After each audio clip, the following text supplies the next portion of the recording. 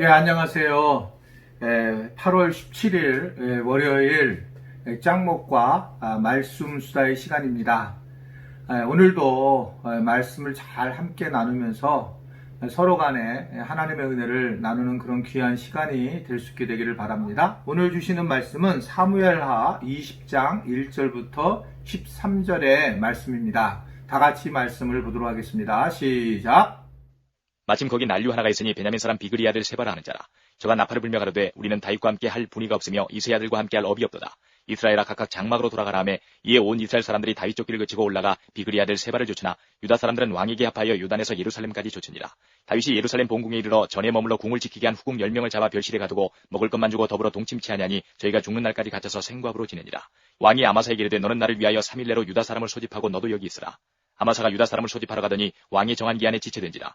다윗이 이에 아비새에게 이르되 이제 비그리 아들 세바가 압살롬보다 우리를 더 헤아리니 너는 내 주의 신복들을 거느리고 쫓아가라. 저가 견관성에 들어가서 우리들을 피할까 염려하노라 하며 요압을 쫓는 자들과 그렛 사람들과 블렛 사람들과 모든 용사들이 다 아비새를 따라 비그리 아들 세바를 쫓으려고 예루살렘에서 나와서 기본 큰 바위 곁에 이르매 아마사가 맞으러 오니 때에 요압이 군복을 입고 띠를 띠고 집에 꽂은 칼을 허리에 메었는데 저가 행할 때에 칼이 빠져 떨어졌더라.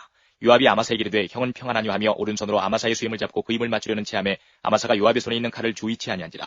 요압이 칼로 그 배를 찌르매 그 창자가 땅에 흐르니 다시 치지 아니하여도 죽으니라. 요압과 그 동생 아비새가 비그리 아들 세바를 쫓을새 요압의 소년 중 하나가 아마사의 곁에 서서 가로되 요압을 좋아하는 자와 다윗을 위하는 자는 요압을 따르라 할 때에 아마사가 길 가운데 피 속에 굴어졌는지라. 그 소년이 모든 백성이 섰는 것을 보고 아마사를 큰 길에서부터 밭으로 옮겼으나 거기 이르는 자도 다 멈춰 서는 것을 보고 옷을 그 위에 덮으니라. 아마사를 큰 길에서 옮겨가며 사람들이 다 요압을 따라 비그리 아들 세바를 쫓아가니라. 오늘 말씀을 보면 여러 가지 마음이 많이 드는 그런 모습입니다. 사실은 다윗의 어떤 인생을 통해서 우리의 인생이 계속 오버랩되는 것을 참 많이 느끼게 됩니다. 사실은 통일 왕국이 이루어지고 끝나면 제일 좋겠는데 그 이후에 드러난 일들이 계속 터지고 있는 걸 볼 수 있습니다. 사실은 세월이 지나면서 느끼는 부분은 겉으로 나타난 모습을 믿을 수 없다는 거죠. 왜냐하면 그 뒤에 드러난 많은 일들이 숨어져 있기 때문에 그렇게 생각할 수밖에 없습니다. 그러니까 일이 끝나는 게 아니죠. 그러니까 예를 들면 신데렐라 공주의 동화 이야기가 거기서 왕자를 만나서 끝났다. 우리는 그렇게 보지만 사실은 왕자를 만나고 그 이후에 부부로 살아가는 것은 결코 쉬운 일이 아니고 아기를 낳고 또 살아가는 것은 정말 어려운 일이고 그러면서 갈등이 돼서 또 충분히 이혼도 할 수 있는 이러한 인생의 모습을 볼 수 있죠. 결국 이런 걸 통해서 뭘 우리는 알 수 있느냐?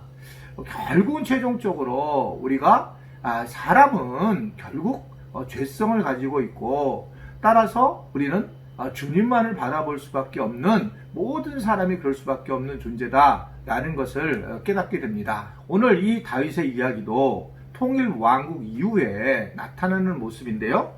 오늘 말씀을 보면 이제 10지파가 있잖아요. 근데 10지파, 즉 다윗 지파의 베냐민과 그 지파 외에 나머지 10지파가 불만을 갖기 시작하는 겁니다. 이게 이제 보통 나타나는 현상이잖아요. 그러면서 결국은 그 불만을 지피는 또 그런 사람이 반드시 있게 되고 결국 오늘 1절에 보면 길갈에서 베냐민 지파의 세바가 뿔나팔을 들면서 군중을 선동을 하고 있는 것을 볼 수가 있습니다. 그 방식은 뭐냐면 우리는 다윗과는 상관이 없다. 그리고 이세의 아들들에게 붙어봐야 물려받을 유산이 없다. 이스라엘 사람들아 다시 고국으로 돌아가자라는 논리를 펴게 됩니다. 그리고 이 국민들은 이 이야기를 듣고 또 귀가 쏠려서 다윗을 버리고 세바를 따라가는 그런 상황이 됩니다. 결국 남은 유다 사람들만 결국 예루살렘까지 다윗과 동행을 하게 되잖아요.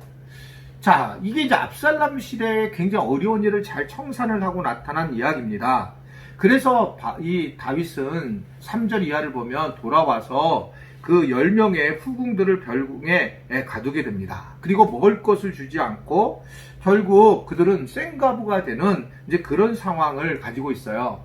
여기서 이제 인권 문제를 이야기하면 사실 복잡하고 이제 뭘 의미하고 있느냐? 당시에는 시대가 바뀐 것에 대해서는 분명하게 다른 왕하고 즉 압살롬과 함께 있었던 사람에 대한 어떤 의미, 절단, 단계 뭐 이런 이야기를 오늘 성경은 하고 있다 이렇게 생각할 수가 있습니다. 그러니까 결국 당신은 뭐 인권 쪽에 대한 초점보다는 이 상황이 결국은 분명한 단절을 뜻하는 그런 상황이었고, 우리가 인생을 살아가면서도 마찬가지잖아요. 단절, 절단하는 것이 참 중요하다는 거죠. 그러니까 예를 들면 우리가 긍정의 힘을 가지고 살아가야 된다라고 하는 얘기는 부정적인 눈을 가지고 있으면서 잘라내야지만 긍정적인 생각을 가지고 살아가잖아요. 본질적으로. 그러니까 항상 이게 맞물려 있어요. 그래서 좋은 관계를 하려면 잘 단절할 수 있는 힘도 있어야 되고, 뭐 자기 자신에 대해서도 저는 마찬가지라고 생각을 하게 되거든요. 분명한 자기 절제와 자기의 단절, 관계적인 그런 부분들에서 매 계속 끌려다니는 것이 아닌 그런 결단이 있어야 된다라고 하는 것을 오늘 다윗을 통해서 볼 수가 있습니다. 어떻든 이런 애를 쓰고 있지만 그럼에도 불구하고 인간의 본성이 나타나서 다윗 가문에서 이제 암투가 벌어지는 것이 4절부터 13절의 내용이 쭉 나와요. 다윗은 이제 세바를 바날란을 진압하기 위해서 누구를 보내냐면 아마샤라고 하는 장군을 보내게 됩니다. 그런데 3일 동안 갔다 오라고 하고 보고해달라고 했지만 이 아마샤가 그 안에 돌아오지 않는 겁니다. 그러자 다윗은 또 아비새에게 새로운 지시를 하는 겁니다.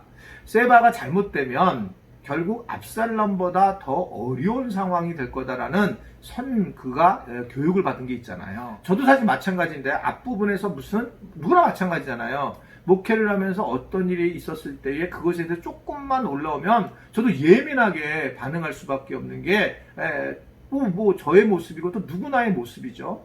어떻든 어려운 일을 겪었던 것이 또다시 올라오면 바로 이제 그런 상황이었죠.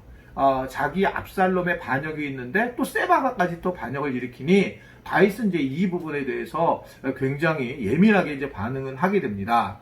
그러면서 이제 결국 아비새는 요압이 지휘했던 정규군과 함께 세바를 찾아서 이제 예루살렘으로 나서게 되는데, 그때 이제 그들이 큰 바위에 이뤘을 때 아마샤를 만나는데 이상한 일이 벌어지죠. 그때 이제 요압이 있었는데 요압이 군복을 입고 있다가 결국 이 몰래 칼집을 갖다가 풀어놓은 채 아마샤에게 다가가고, 그리고 이제 요압은 아마샤에게 반가웠던 인사를 하고 입맞춤을 하면서 그의 턱수염을 잡아당기면서 결국 왼손으로 칼을 빼어서 아마샤를 찔러 죽이는, 그러니까 어떻게 생각하면 굉장히 그 큰 반란을 일으키는 모습이라고 볼 수 있어요. 그러면서 다시 그가 요압이 잃었던 실권을 잡고 자기가 장군이 돼서 군대를 지휘하게 되고, 동생 아비샤와 함께 세바를 쫓게 되고, 결국 아마샤의 부하들은 어쩔 수 없는 상황이 되더라 말입니다. 정말 요압은 대단한 사람입니다. 정말 어떻게 보면 결국 이 다윗의 이야기, 다윗이 그를 어떤 힘을 잃게 하니까 그것에 대해서 반역을 하면서 결국은 아마샤까지 죽이는, 그래서 자기가 다시 또 장군으로 서는, 질서를 전혀 따르지 않고 자기 욕망과 자기 힘을 따르는 그런 모습을 우리가 생각할 수가 있어요. 참 요압 같은 그런 사람을 만나는 게 진짜 무섭습니다. 그런데 이게 누구나 가능하다는 거예요. 누구나. 자기 논리에 빠지고 자기 생각에 빠지고 자기 힘에 빠지는 사람들은 얼마든지 그럴 수 있다. 뭐 저도 충분히 그렇습니다. 저분은 저러지 않겠지라고 하는 분이 그렇게 되는 경우가 너무 많이 되는데, 그럼 왜 그럴까? 그 또한 분명하게 얘기할 수 있는 것은 그 사람도 자기 논리에 빠지고 자기 힘을 사용하려고 하는 그 모습이 우리 인간의 아주 본연적인 모습이다. 사람은 떠날 줄 알아야 됩니다. 힘을 내가 이제 내려놓을 때 그 사람은 참 아름다운 모습인데, 그 힘을 내가 내려놓을 때 내려놓지 않고 갖게 되게 되면 나중에 비참하게 되는 걸 볼 수가 있어요. 저도 이제 기도 제목을 제일 많이 제가 내놓고 싶은 게 뭐냐면, 언젠가는 저도 담임 목사를 내려놔야 되는데 목회자들이 되게 어렵대요. 저는 경험 안 했는데, 왜냐하면 교회 전체를 리더하다가 그 리더를 내려놓아 보면 결국 외로워지고 힘들어지는 그런 모습을 보인다는 겁니다.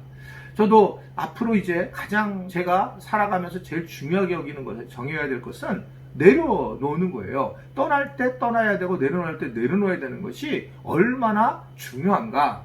자기가 나이가 먹고 예를 들면 자기가 이제 은퇴를 하는 상황이 되고 또 자신이 또 아이들을 내보낼 때가 될 때가 있을 때에 결단하는 게 너무 중요한데 요압은 계속 자기 힘을 가지고 그것을 붙들고 있는 그런 모습을 보면서 지금 비참한 모습인 거죠.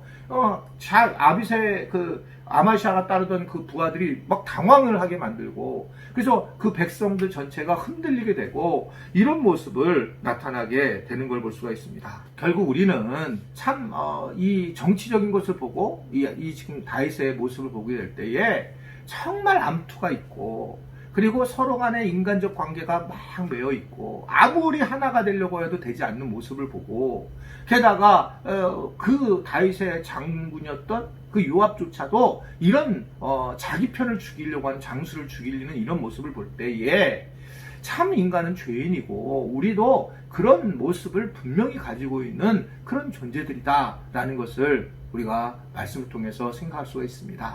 우리가 세상을 살아가면서 내 생각이 늘 옳다고 생각하고 또 내 방법이 옳다라고 늘 생각하는데 좀 생각을 바꿔보라는 거예요.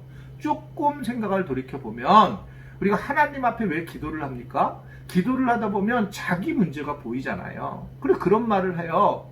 주님은 최고봉을 지었던 그 저자가 우리가 기도한다는 것은 하나님 앞에 하나님을 바꾸려고 하고 하나님 앞에 응답을 받으려는 것이 아니라 기도자가 결국은 기도자의 마음을 바꾸기 위해서 기도를 한다라는 말에 전적으로 공감을 하고 있습니다. 기도를 해야 되고 우리가 어려운 일을 당할 때 자기 생각을 판단해서 가고 그러기위해서 급하게 우리의 말을 함부로 하는 그런 어리석은 모습을 보이지 말아야 한다. 그래서 좀 더 우리가 하나님 앞에 아름다운 모습으로 세워지고 또한 오늘 하루도 우리가 어떤 일을 겪든 간에 기도를 통해서 우리의 마음을 다스리고 관계를 잘 해나갈 수 있게 되기를 간절히 바랍니다. 아무쪼록 그런 은혜를 누리는 그런 복된 하루가 되기를 바라면서 오늘 말씀을 마치겠습니다. 우리 다 같이 기도하겠습니다. 하나님 아버지, 하나님께서 우리의 모습을 보시고 우리에게 아름다운 마음을 주셨지만 주님, 우리는 이 땅에 살아가면서 여전히 죄성의 잔재들을 통해서 판단하고 비판하고 죽이려고 하는 참 어리석은 자들인 것을 고백합니다. 상대방들을 잘 있는 그대로 봐주도록 저희들에게 영적인 은혜를 베풀어 주시고 우리가 하나님 앞에 다 똑같은 자녀들이며 죄인들인 것을 인정하면서 정말 마지막까지 노력하며 최선을 다해 교회를 세우고 가정을 세우고 내 주변 사람들을 세우는 그런 하루가 되도록 인도하여 주옵소서. 예수님의 이름으로 기도드리옵나이다. 아멘.